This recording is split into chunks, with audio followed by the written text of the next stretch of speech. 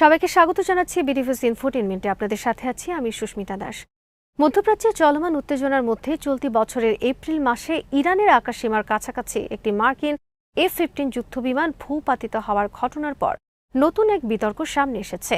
উদ্ধার হওয়া মার্কিন পাইলটের দেওয়া বর্ণনা এবং সিএনএনের এক্সক্লুসিভ প্রতিবেদনে প্রকাশিত তথ্যকে ঘিরে মার্কিন সামরিক ও গোয়েন্দা মহলে শুরু হয়েছে ব্যাপক আলোচনা।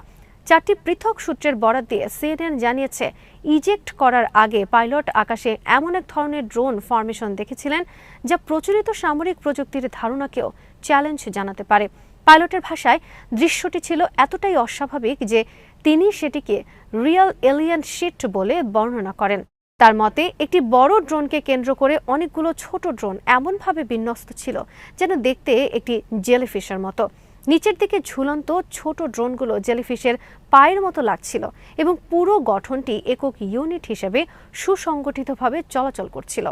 আরও বিস্তারিত থাকছে ওয়াহিদ ফারুকের প্রতিবেদনে।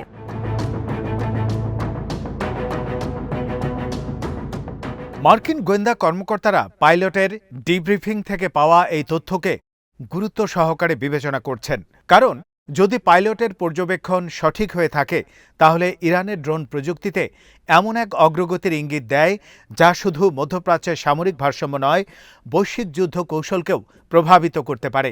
যদিও F-15 যুদ্ধ বিমানটি ঠিক কিভাবে ভূপাতিত হয়েছে সে বিষয়ে তদন্ত এখনও শেষ হয়নি, তবুও সংশ্লিষ্ট মহলের ধারণা আকাশে দেখা ওই অস্বাভাবিক ড্রোন ফরমেশন ঘটনাটির সঙ্গে প্রত্যক্ষ বা পরোক্ষভাবে জড়িত থাকতে পারে।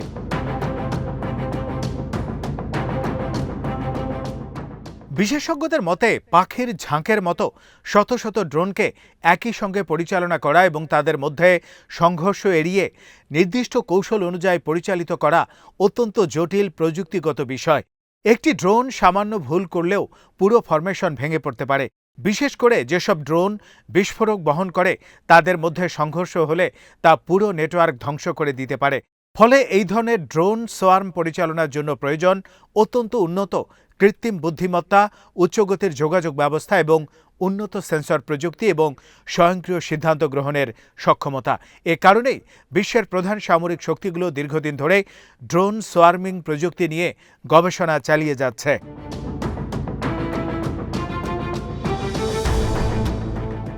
মার্কিন যুক্তরাষ্ট্র বর্তমানে তাদের কোলাবোরেটিভ কমব্যাট এয়ারক্রাফট কর্মসূচির মাধ্যমে এমন একটি যুদ্ধ ব্যবস্থা গড়ে তুলতে চায় যেখানে একজন পাইলট একাধিক স্বয়ংক্রিয় ড্রোন নিয়ন্ত্রণ করতে পারবেন।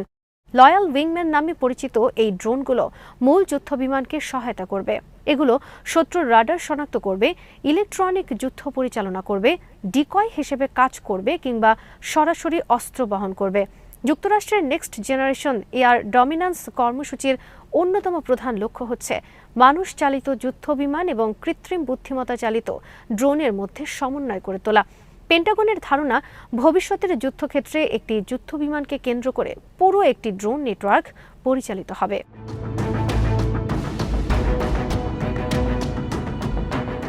চীনও একই পথে অনেক দূর এগিয়ে গেছে বলে মনে করা হয়। দেশটির GJ-11 sharp sword stealth drone ইতিমধ্যেই J-20 স্টেলথ ফাইটারের সঙ্গে ফরমেশনে উঠতে দেখা গেছে। এছাড়া 2 আসনের J-20S যুদ্ধ বিমানকে বিশেষভাবে ড্রোন নিয়ন্ত্রণের জন্য তৈরি করা হয়েছে বলে ধারণা করা হয়। চীনের ভবিষ্যৎ ষষ্ঠ প্রজন্মের J-36 এবং J-50 কর্মসূচির মূল ভিত্তি হচ্ছে ম্যান আনম্যানড টিমিং বা মানুষ চালিত প্ল্যাটফর্মের সঙ্গে স্বয়ংক্রিয় ড্রোনের সমন্বিত কার্যক্রম। সামরিক বিশ্লেষকদের মতে আগামী দশকে যুদ্ধক্ষেত্রে এই ধারণাই সবচেয়ে বড় পরিবর্তন নিয়ে আসবে।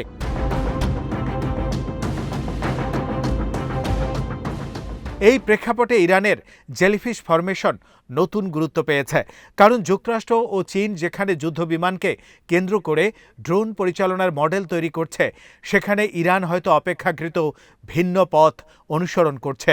ধারণা করা হচ্ছে একটি বড় ড্রোনকে কেন্দ্র করে অনেকগুলো ছোট ড্রোনকে পরিচালিত করার মাধ্যমে তারা একটি স্বয়ংসম্পূর্ণ ড্রোন নেটওয়ার্ক তৈরির চেষ্টা করছে। সামরিক ভাষায় একে অনেক সময় মাদারশিপ ড্রোন ধারণা বলা হয়। এই ধরনের ব্যবস্থায় বড় প্ল্যাটফর্মটি নিয়ন্ত্রণ ও সমন্বয়ের কাজ করবে আর ছোট ড্রোনগুলো বিভিন্ন ধরনের মিশন পরিচালনা করবে।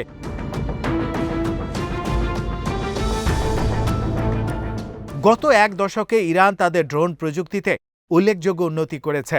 পশ্চিমা নিষেধাজ্ঞার কারণে উন্নত যুদ্ধ বিমান বা আধুনিক অস্ত্র সংগ্রহে সীমাবদ্ধতা থাকলেও তেহরান বিকল্প কৌশল হিসেবে ড্রোন প্রযুক্তির উপর গুরুত্ব দিয়েছে। শাহেদ সিরিজের ড্রোন বর্তমানে বিশ্বের অন্যতম আলোচিত অস্ত্র ব্যবস্থায় পরিণত হয়েছে। ইউক্রেন যুদ্ধ থেকে শুরু করে ইয়েমেন, ইরাক ও সিরিয়ায় ইরানের মিত্র গোষ্ঠীগুলোর হাতে এই ড্রোনের ব্যবহার দেখা গেছে।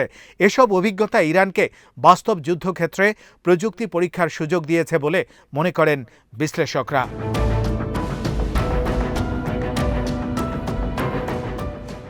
সাম্প্রতিক বছরগুলোতে ইরান শুধু আক্রমণাত্মক ড্রোন নয়, বরং স্বয়ংক্রিয় এবং নেটওয়ার্ক ভিত্তিক ড্রোন প্রযুক্তির ওপরও কাজ করছে বলে বিভিন্ন পশ্চিমা গবেষণা সংস্থা দাবি করে আসছে।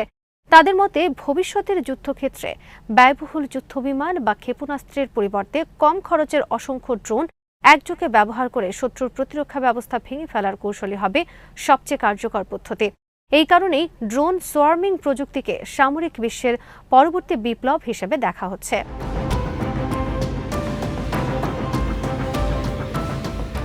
বিশ্লেষকদের মতে যদি ইরান সত্যি কার্যকর সোয়ার্ম প্রযুক্তি তৈরি করে থাকে তাহলে এর সবচেয়ে বড় প্রভাব পড়বে আকাশ প্রতিরক্ষা ব্যবস্থার উপর।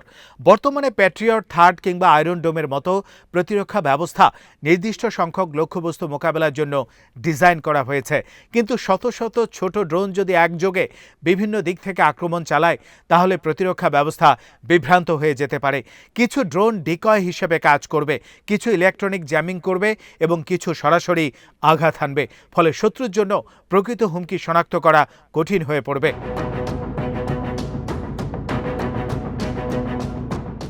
মার্কিন ও ইসরায়েলি সামরিক পরিকল্পনাবিদের জন্য বিষয়টি বিশেষ উদ্বেগের কারণ হয়ে উঠছে, কারণ এতদিন ইরানের সামরিক সক্ষমতা মূলত ব্যালিস্টিক ক্ষেপণাস্ত্র ও প্রক্সি বাহিনীর উপর নির্ভরশীল বলে মনে করা হতো।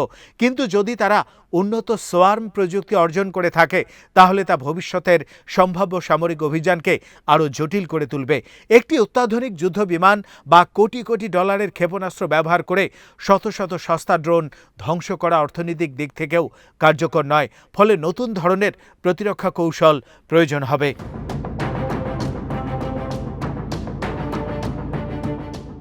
তবে পুরো বিষয়টি নিয়ে সতর্ক অবস্থান নেওয়ার পরামর্শ দিয়েছেন অনেক বিশেষজ্ঞ। তাদের মতে যুদ্ধক্ষেত্রে একজন পাইলট অত্যন্ত চাপের মধ্যে থাকেন এবং দ্রুত পরিবর্তিত পরিস্থিতিতে অনেক সময় দৃশ্যমান তথ্য বিভ্রান্তিকর হতে পারে।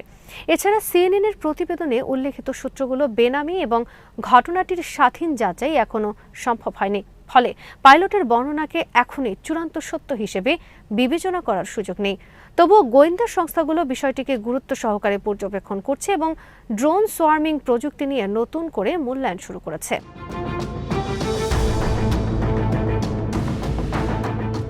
বিশেষজ্ঞদের মতে ভবিষ্যতে যুদ্ধ শুধু যুদ্ধবিমান, ক্ষেপণাস্ত্র কিংবা ট্যাঙ্কের মধ্যে সীমাবদ্ধ থাকবে না, বরং কৃত্রিম বুদ্ধিমত্তা, স্বয়ংক্রিয় ড্রোন, নেটওয়ার্ক ভিত্তিক তথ্য আদান প্রদান এবং সমন্বিত যুদ্ধ ব্যবস্থাই হয়ে উঠবে নতুন বাস্তবতা।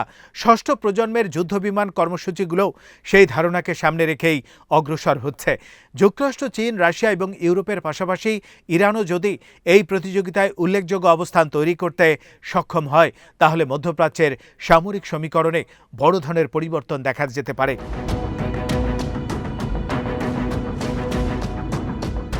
এদিকে সামরিক পর্যবেক্ষকরা মনে করছেন সত্যতা যাই হোক না কেন পাইলটে দেখা সেই কথিত জেলিফিশ ফরমেশন আসলে ভবিষ্যতের যুদ্ধক্ষেত্রের একটি প্রতীক হয়ে উঠছে, যেখানে একটি যুদ্ধবিমান নয় বরং শত শত স্বয়ংক্রিয় প্ল্যাটফর্ম একসঙ্গে কাজ করবে এবং কৃত্রিম বুদ্ধিমত্তার সহায়তায় মুহূর্তের মধ্যে সিদ্ধান্ত নেবে।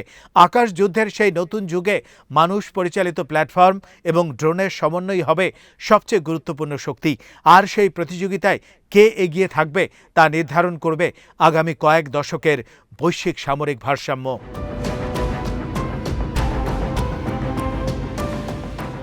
আজ এখানেই শেষ করছি। সমরাস্ত্র, প্রতিরক্ষা ও কূটনীতির নানা তথ্য জানতে চোখ রাখুন বিডিনিউজ ইন 14 মিনিটে। চ্যানেলটি ভালো লাগলে সাবস্ক্রাইব করুন, সংযুক্ত থাকুন আমাদের ফেসবুক পেজে।